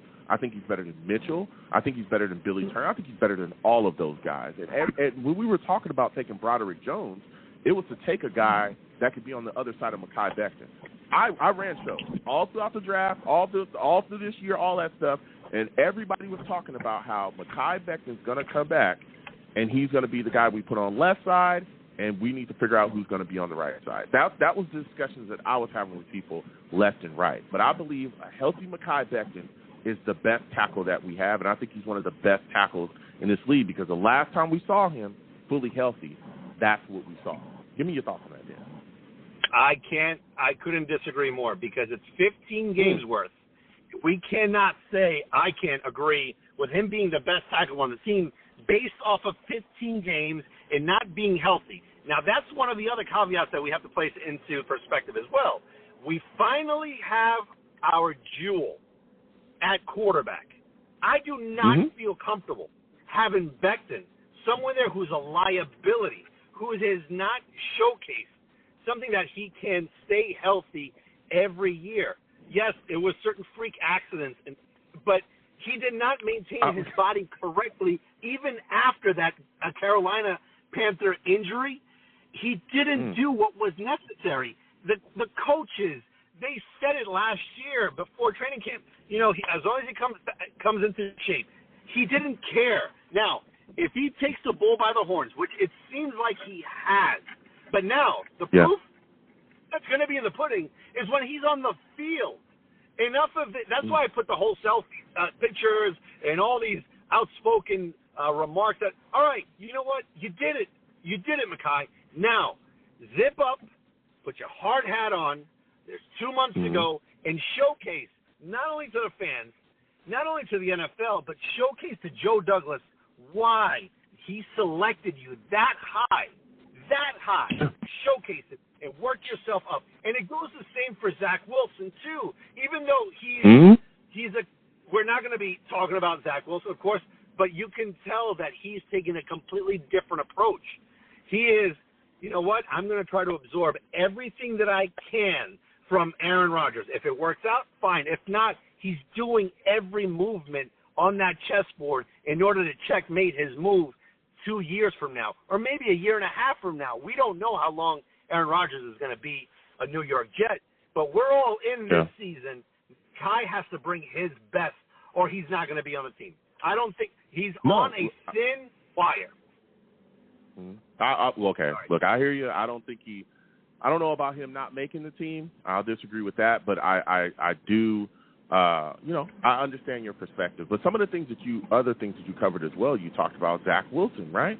We're seeing him being talked about quite a bit, positive moves that he's making, a lot of great things that we've seen him do already in OTAs, and again, it's early in OTAs, but everybody's talking about the influence and the impact of Aaron Rodgers, not only on him, but on the team as a whole. C.J. Uzomah's talking about how he's breaking things down in the film room, the leadership that he's showing, the attention to detail. He stops things and breaks it down if he sees things aren't right. Give me your thoughts, man, about Aaron Rodgers being here and the leadership that we're already seeing out of him dealing with this football team. How long has it been, my friend? How long has it been? I mean, the last time I can say that leadership, right, that leadership at that position, I would have to say 2 quarterbacks that I can remember. And I'm talking about Vinny, and I'm talking about Chad Pennington. When they walked in there, and it wasn't a freak show, it was business. We're going there, we're going to have fun, but we got to hit him right where it hurts. Now, some can say, what about the Fitzpatrick days? Yeah, I enjoy the Fitzpatrick days, but we all kind of saw that it was kind of pseudo. It was fool's gold there at quarterback, and we all fell in for it, and it was a house of cards. Now, with Aaron Rodgers stepping into that huddle, stepping into one Jets drive, you have that presence, you have that charisma, you have your general, you have your next Joe Namath. You have that. Finally. Now, the pieces are getting all puzzled together. And what he brings to the table. Look at what Garrett Wilson did with 4 scrubs at the position. 4 scrubs. Yeah. He, Rookie of the Year. Imagine what he will do with Aaron Rodgers. Imagine what all these other amazing targets, and Uzama and Conklin, Lazard, who already has a rapport with him, and on and on. Corey Davis, maybe? Does he still make the team? I say yes. Aaron Rodgers likes veteran wide receivers or very high IQ wide receivers as Garrett Wilson and the wide receiver that he had in Watson in Green Bay. He doesn't want to groom or grow with a wide receiver that's just learning the ins and outs. No, you put him in there, that's what he has. The Jets are giving him that firepower that he has been clamoring for the past 5 years in Green Bay. He's got it. And we're building that wall. Sorry to go back to the offensive line, but we're building that wall. He needs to be protected, and it has to be the Tom Brady Buccaneers 2.0, where no one gets behind that offensive line. And he's going to give us, Joe, he's going to give it to us, the second Vince Lombardi, where we have all been waiting for. Let's go Jets, baby. Let's go. Let's get it. Can't wait for my number 8 to come in the mail soon. Listen, Dan, you're fired up. My final question before I let you go, man, you've been spitting some takes. Quinnen Williams, that contract extension situation, right? It's still playing out. He's not an OTA. He told us he would skip the voluntary stuff if we didn't, get it sorted out. And so far he's stuck to that. Give me your thoughts about this situation. And are you worried about this possibly playing out into the mandatory stuff and him possibly skipping mandatory stuff? Give me your thoughts on it. Man. I'm going to get some hate here, but here goes. What's the rush with signing this guy? We have him under contract. He had one breakout year. We had an outstanding defensive player of the year in Ahmad Sauce Gardner, DJ Reed. You had finally your pass rushers, and he had one solid year. Now we're all going with potential. We got bit in the butt already with JFM. We got bit in the butt many years before with Muhammad Wilkerson. We also, where that went, we're always basing everything on potential. It's not the same. I love the, it is the it's not same, the same. In the Go fact ahead. that, I'll let you finish. Hold on with it. No, it is the same that is based on potential. It's based on potential where, okay, he's getting better year in, year out, but last year was the breakout. He's still under contract. Joe Douglas sees that there's still some money left over. He's still trying to fill a lot of the other voids. There's no rush. This is why I love Joe Douglas as a GM. He doesn't think like the normal casual Jet fan of the knee-jerk reaction. We got to sign him. If we don't sign him, oh, my God, what kind of precedence does that set for the other young kids? It's not going to set any precedence. Because once that time is up for Garrett Wilson or Breece Hall, whoever the case may be, and Joe deems it that they earn that amount, fine, let's do it. Do I feel Quinnen Williams earned it right now to pay him in May? No, absolutely not. Because Why not? It's May. It's May. It's May. Yeah, it's Dan, not training camp yet. It doesn't, but Dan, this is the thing is look, we have all these things, all this positivity, everything we got going, right? This guy, that guy, Quinnen Williams, you could argue he was the best defensive lineman that we had this year. You could argue that he possibly is the best defensive player. With all due respect to Sauce and everything that he did, there's arguments that he's the best defensive player the New York Jets had. You're talking about this year, when you look at the impact that he had, bro, when we were without him, when he didn't play against the Lions, you saw there was a lack of explosion. There was a lack of disruption up front. There was a lack of everything. And you saw the Lions, I think Goff literally just had a field day. He was sitting back there all day for like 30, 40 minutes, just dicing us up, just easy dots, throwing the ball wherever he wanted to go because there was no pressure, right? Now saying that this is 1 year, it's not. Quinnen Williams has been solid for us for quite some time. The problem was he was eating double and triple teams. That was one of the reasons why bringing in Carl Lawson and getting other guys in here, other pass rushers, to help in efforts was so big. I remember it. That was the first thing I talked about when we got Carl Lawson signed was you can no longer double or triple team Quinnen Williams. Now you're going to have to pick your poison. And I think that we saw with the defense that had more talent on, you saw the impact of Quinnen Williams. He led the New York Jets in sacks this season, 12 of them things. So I think that trying to compare him to Muhammad Wilkerson because they're along the defensive line is a bad take because he's done everything the right way. Wilkerson didn't. Dan, we talked about it. Muhammad Wilkerson was skipping practices. He literally was not showing up to practices. And we all knew that. He wasn't showing up to practices. There was things going on, right, where he wasn't there. That's not what's happening with Quinnen Williams. Quinnen Williams is a stand-up guy. He's a leader within the locker room. And not only that, right, you're seeing it pay dividends on the field. He's a guy that's showing up and showing out. Give me your final thoughts on that, man. Wilkerson, before giving them that money, he was showing up. He was there. He was always there. But when he had that 2015 breakout season at 12 sacks as well, then nonsense started happening. But I digress. With Quinnen Williams, I believe that a contract will be given to him in due time. I think they're probably just cranking out the years. Because if you look at it from Quinnen's standpoint, is that he wants to get paid a second time. Like, I think Joe wants to do maybe a 6-year deal. Where if you look at it from the perspective of how much we're going to be giving Aaron Rodgers and how much that we have to start paying, again, Garrett Wilson, then Sauce Gardner, Breece Hall, all these other kids. If you do it in a short window, you don't have that much money to spread that cash and those funds. So I think the holdup is that. He wants to do a 6-year deal. Quinnen probably wants a 4-year deal. And that, to me, I really hope that Joe Douglas continues hard and maintains it to a 6-year deal, not 4 years. Okay. We'll see how things shake out. Yeah, we'll see how things shake out. And again, another domino, and I've talked about this in the past, the fall that could really help aid in Quinnen Williams getting re-signed or getting that extension worked out a bit quicker is Aaron Rodgers. There's been talks that he's going to restructure his deal and he may give money back, and he's going to help the New York Jets get major cap relief to continue to build around him. So that's something. We already saw Carl Lawson restructure his deal. I think they saved $12.7 million already. We'll see what happens with Aaron Rodgers. But listen, Dan, I got to slide off. I got other callers. It was phenomenal to speak to you. Next time I have a show, I want to hear from you, man. It's always good talking football with you. I love it, man. I always love talking football with you. You have the high football acumen that I always love throwing stuff back and forth to. Keep it up, man. Amazing show as always. God bless, man.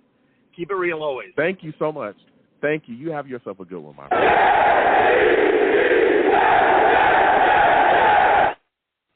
Salutes Dan calling in. It's always good to speak to him.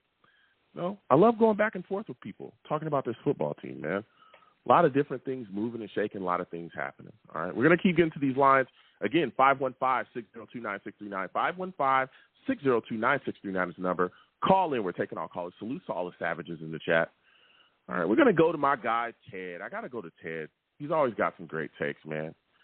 Ted, salutes. I want to thank you for calling in, but before we let you get on, man, we got to let these people know. Ted, he's a savage.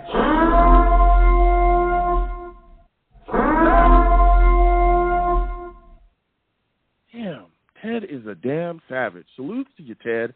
Listen, I've gone back and forth, man, talking about Quinnen Williams. There's some Jets fans that feel like he's the second coming of Muhammad Wilkerson if we give him the money. What are your thoughts about this, man? Are you in that same mindset? How do I follow up that last call, Joe? It's impossible to follow up on that one. That kind of information and energy. So I'll do my best.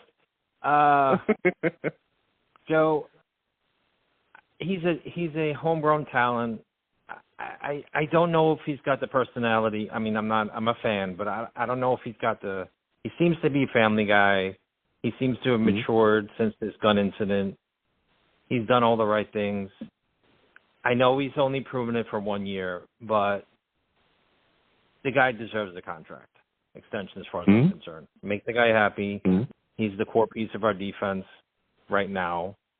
I don't know, Joe. You never know who people are when they get money, but he doesn't strike me as a type of person who would just go off the deep end when he got his contract. Go ahead, Joe. Yeah. Listen, and I'll go back and forth, and I even speaking with Dan on the last call, people are constantly saying 1 year of production, and that's not true at all. The thing we've talked about with Quinnen Williams, right, has always been that he's a good defensive lineman, that he was our best defensive lineman, but that you could triple and double team him, and then everybody else would just kind of stand around. That's what we talked about. Right. I should say elite. I should have said elite, Joe. I should have said elite. Oh, okay. Elite. Yeah, go ahead. Yeah, I mean, even Carl Lawson, when we got him, we were excited because it was like, oh, you can't double team Quinnen anymore. And then remember, Carl Lawson tears his ACL in the offseason. We were like, okay, well, hopefully John Franklin Myers can step up. And John did have some games where he was impactful, but for the most of the season, he was gone. He was just kind of disappeared within the scrum. And then we saw that Quinnen Williams, was a guy that he looked good, but he just couldn't get there because there were three guys again in his face. Again, they could triple team him again. So I think with the added talent, right, with Carl Lawson back on the field this season, you saw what he can do. Right now he has 12 sacks, but I mean, if you look at it, 6 sacks last year, 7 the year before. It wasn't like he was a bum. And he's not like a sack demon. He's not a pass rusher. That's never what he was going to be here. But even when Carl Lawson was hurt, you saw him getting into the backfield, getting those tackles for losses. You saw guys not being able to run, in the gap that he was in because he was so dominant there. So, people talk about production with him and they want to talk sacks, but he's not a pass rusher. That's never what he was going to be, even when we drafted him. But we saw that production this season because he can get there. He can do that, but that's not his forte. But when you look at the tackles for losses, the disruption, the fact that he can stonewall these offenses trying to run at him, that's what you saw with Quinnen Williams, even when guys like Carl Lawson wasn't here. But I think with the added defensive talent and more surrounding him, Huff as well, the emergence of Bryce Huff, I think helped Quinnen Williams too continue on. And when you look at all of that stuff, you got to pay that guy. You got to pay a guy that's a Pro Bowl or All-Pro guy. You got to pay him because he's showing up. And if you don't pay him, and I understand a lot of Jets fans thinking, oh, well, we ain't got to do it, then what that does is that reverberates to your locker room. That tells guys like Garrett Wilson and Sauce Garner, and not even just guys on defense. What about ATV? Right? What about these other guys that we have that are here that are like, okay, well, this guy showed up and was, one of the top guys in the league, and you didn't pay him. Bro, you ain't going to pay me either. And especially when we're talking about changing culture for years. We talk about changing culture. We now have the culture change, and even Quinnen Williams brought up how the New York Jets have a long-standing history of not being able to retain their first-rounders. Not having guys that they deem, right, that were good enough to be selected and come in and immediately help to change their franchise, not being able to retain those guys and not making sure that they keep guys that they draft. That's huge. That's huge. And if you get him re-signed and you can get him, back into the building, taken care of and good to go, you break that curse. You break that situation. You break that narrative that's being painted about the Jets of being cheapskates and not understanding how to manage their team. Give me your thoughts on that, man. Hey, Joe, two things. That's the direct reflection on our ineffective, our ability to not draft well. Okay, that's the first thing. We have been drafting poorly. Before Joe Douglas got here, we weren't a very good drafting team, except for Quinnen. Secondly, you're right about Quinnen. This year he played at an elite level. He was hurt. I think he was hurt the first year. He played through an injury, ankle, I believe. He had an ankle injury. Yep. He played through that. Another thing, Joe, is this defense should not be on the field that much this year. Way less than last year. With this kind of offense, or in 2-minute drives, which is possible too. But I I think we may be a little more ball control against certain teams, keep their offenses off the field, such as Kansas City. Mm-hmm. I would think we're going to try to limit possessions. So I think, Quinn will be a little fresher. And they logged a lot of minutes with Zach Wilson at the quarterback. Yeah. So I could see them being a completely different defense. And then you add an edge rusher. And Joe, another thing real quick. They added that really large nose tackle type of run stuffer from Seattle. That's going to be a big. Quentin Jefferson. I mean, I want to say yes. I don't want to say. Is my connection okay, Joe? Sorry, we got a thunderstorm here. Yeah. You're good. You're good. Go ahead. A lot of these little signings may not look like a lot on the surface, but to get a run stuffer like that, which we lacked, to control the middle of the field against some of these rushers, not only running backs but like a Josh Allen, you got to keep him kind of in the pocket maybe and deal with that kind of guy. I'm not expecting a nose tackle to contain him, but he can occupy space. Mm-hmm. So that's something we lacked. So we're putting together the pieces, Joe. And Quinn is a key cog in the defense. Like I said, we should have got it done. We're not going to hang him out to dry. He's too much of a talent. We're not going to trade him for 3 first-rounders. We're setting ourselves back.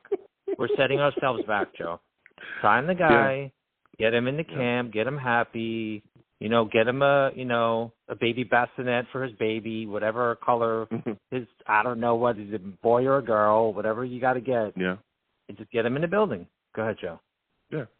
No, I mean you're speaking facts there. I'm telling you, I get why some Jets fans are. I hear it. I'm not gonna say I get it, but I hear well, just trade him, just trade this guy, get some more draft. It's like, listen. The point of the draft is to acquire talent that you want to be able to stick around in your football team to continue to impact, your franchise for years to come. If you're just constantly, getting rid of guys that are showing you the goods, right, that can make an impact on your football team, then what are you doing? That's why we've been bad for so long. We haven't been able to keep that type of talent on our football team for years to come. I mean, Quentin Williams talked about it. There's various guys, various first-rounders we've let slide away that have gone other places and been able to have impact. So I want to see Quentin Williams, be able to play here for years to come and do his thing. And we'll see how things shake out. But I'll tell you what, another first-round guy that has come out and spoke his mind, it's my guy, my friend and yours, Mekhi Becton, okay? Recently came out and talked about the knee injury, right, last offseason that costed him the year. Also talked about the switch to right tackle, saying it made no sense for the Jets to move him to right tackle. What are your thoughts about this, man? How are you feeling about Mekhi Becton coming out in an interview and saying these things? I said it last week, Joe. He should just be quiet, and now I don't know, Joe. I called him a whiner in the chat. It's just enough is enough, dude. Get on the field, make plays, and you can earn your money. Now it's time to work. You want to keep just chirping away. Some people aren't going to like it too much. I don't know, Joe. I'm old school. Just go out and play and back it up. And I get what he's saying, but maybe that should have been internal. If he's going to complain about getting hurt because he's a left tackle playing right, then again, I think left tackles make a lot more money. So maybe he's kind of making a stand for himself. Oh, they do. Oh, man, left tackle. That's why I used to tell people all the time that would be like, well, Joe, we ain't got to draft the left tackle. We could just pay one in free agency, brother. Sister, fellow Jet fan, are you out of? They don't grow on trees. You know how much they get paid? Like, people don't be thinking those guys get paid a lot of money. I mean, we'll see what happens going forward. But he had quite a bit to say. I was a little surprised that the Jets, what he said about the coaching staff not caring about the knee injury when he was telling them, hey, my knee is jacked up over here playing right tackle. We got to figure this out. I would think that they would have gave him some time, to kind of get it together, or at least went and had the knee looked out, because then, as we saw subsequently, the knee ended up getting jacked up, fracturing his kneecap. It buckled, and he ended up missing the rest of the, that season as well. So it's tough, man. Yeah. You really think he wasn't medically cleared to play? I mean, he's got to be. Every week they got to be checked, especially a guy with an injury history. If he's going to say my knee hurts, I mean, I'm going to imagine they're going to come with an orthopedic and, you know, turn his knee around a little or do a scan or something. I would think. I mean, I don't know if they're going to be like, hey, Mekhi, get in there and be quiet. I don't know. Yeah. Maybe I'm wrong. Yeah, I mean, that's what he said. So, but again, I can look at it from the other side. Maybe they just thought, hey, he's complaining because he's not at left tackle, you know. But it is what it is, right? The past is the past, and he's looking like he's in phenomenal shape. He's in a better mental space, and he's ready to go. But I tell you what, we're hearing a lot of great things about Zach Wilson as well, right? Great OTA stuff. He's making throws. He's going out there. He's looking good. And they're attributing a lot of the growth and maturity and a lot of things we're seeing out there in OTAs, the energy, to us being able to acquire Aaron Rodgers, right? We acquired him. Things are looking good. Of course, he did tweak his calf today, but everything's looking all right. He took a day to kind of sit down from that, but he still was out there on the field. But we're hearing about the impact that he's having, right? Guys on the field, he'll stop things, break it down if it's not, you know, ran the way it should be ran. And in the film room, we're hearing about him, you know, breaking things down in the film room as well and talking to guys. Give me your thoughts on the impact that Aaron Rodgers is having on this team so far from a leadership perspective. And also give me your thoughts on, you know, the impact that he's having on Zach Wilson and your thoughts about Zach Wilson. Joe, that's what you get when you get a guy. You go from a learn-on-the-job guy like Zach Wilson to a Hall of Famer, older quarterback like Rodgers, who's basically a coach on the team, knows everything about the offense.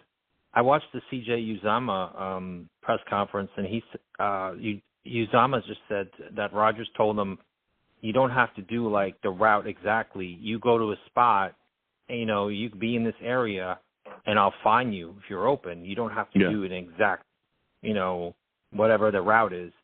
So I think Rodgers is energized. You could tell he loves it. He's got a new energy.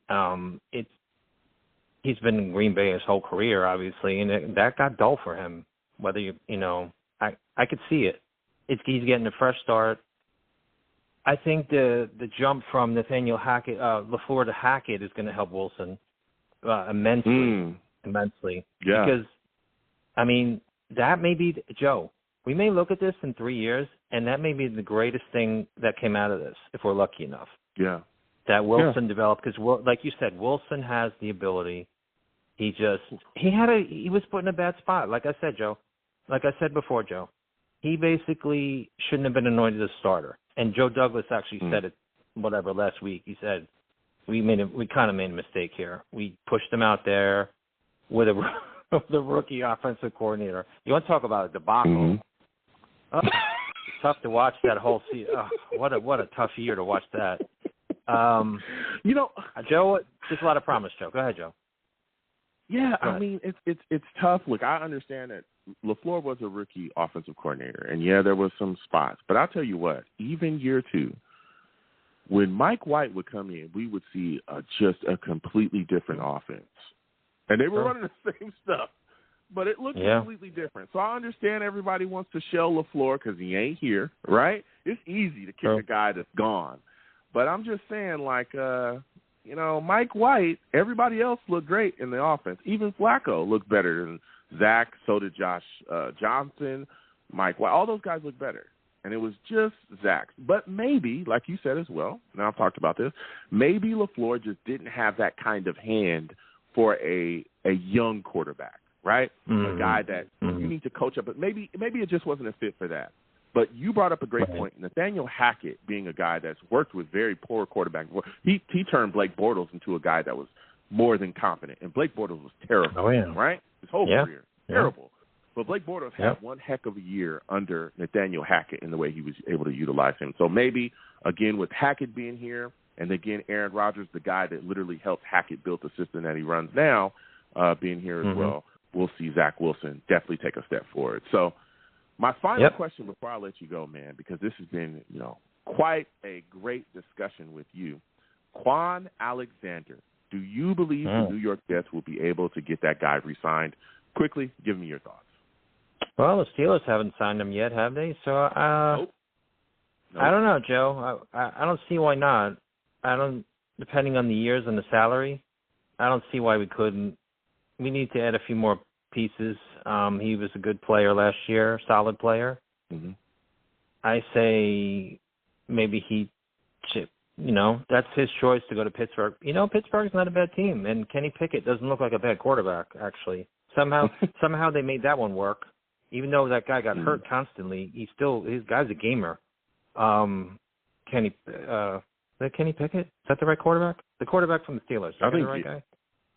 Yeah, that's probably. I think he is. I think he's the guy now. I'm losing it. Anyway,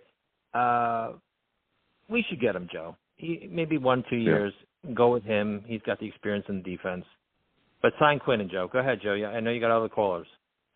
Yeah. Listen, Ted, I want to thank you for calling in. I got to slide off. We're going to shut down the show. Joe. You have yourself a good one. Next time I have a show, I want to hear from you, man.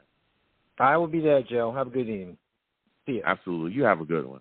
Listen, Ted coming in with some great takes. I respect it.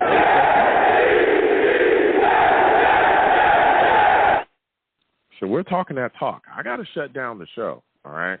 Blog Talk's going to start hating on me a little bit and shut down my lines. Listen, I am the man of the people. I'm here for the people. Let me shamelessly promote my Facebook page. Everyone go on Facebook, search The Long Beach Joe Show.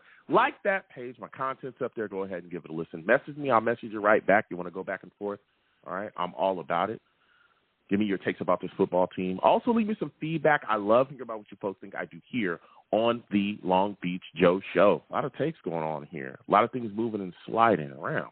Got a lot of things going on. But hold on. Before I go, let me see this last caller here. Quickly, couple seconds. We're going to go to the final caller before I close out this show.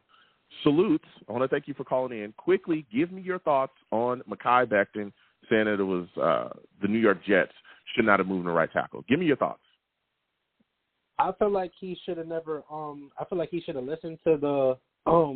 I feel like he should have, been on the left side of the tackle if he felt comfortable. And I feel like, if they should have listened to his injuries as well too, because I mean, it's his body. He knows his body is best and stuff. Yeah. So I definitely feel like they should have definitely looked into that as well. But I think the coaching failed him in a way a little bit. So I understand his side of saying it, but I'm not mad at Mekhi. Okay. Listen, I got to slide off. That's Val. I got to slide off because they're about to shut me down. Next time I have a show, you call earlier, man. I want to hear from you. All right, Val? All right. Okay, yeah, I got Listen. Oh, sorry. We have to shut off Val. Val salutes. Again, thank you for calling in. I'm going to continue to shut down the show here. I had to get that take in there. Listen, all right? Again, I'm on YouTube as well. I'm on Twitter, @The Long Beach Joe, @The Long Beach Joe. Go ahead and follow. I'll follow you right back. You want to troll me, no issues. I'm the turtle is under the bridge, and I will have my Vera Tucker jersey on at all times. At all times. That boy's a beast. I can't wait till I come back. I'm also on YouTube as well, okay? Long Beach Joe Jets. Long Beach Joe Jets on YouTube. Subscribe. Hit that notification bell so when I post content, you folks will be in the know. Give the video a thumbs up. Also, if you want to troll me, hit in the comments. I'll troll you. We can go back and forth. And as always, people, when you see me in person, there's arms out, chest open, free hugs for everyone. Free hugs for everyone. I want to thank everyone for calling in. All right, I thank everyone for being a part of the program. Thank you for getting in the chat, all the savages. Again, I want to thank Robert from the Orange County Jets fans for calling in tonight, talking to us about his fan club, and just spreading his love for the Jets as well. Everybody get involved with them any way that you can. Facebook, Orange County Jets fan. Find that page and go check out those folks. I'm going to definitely try to catch a game with them. I want to thank everybody for listening. Without you folks, I'm not doing anything. Thank you for taking the damn out of your day to sit and talk with your boy. You folks have a good one. Peace.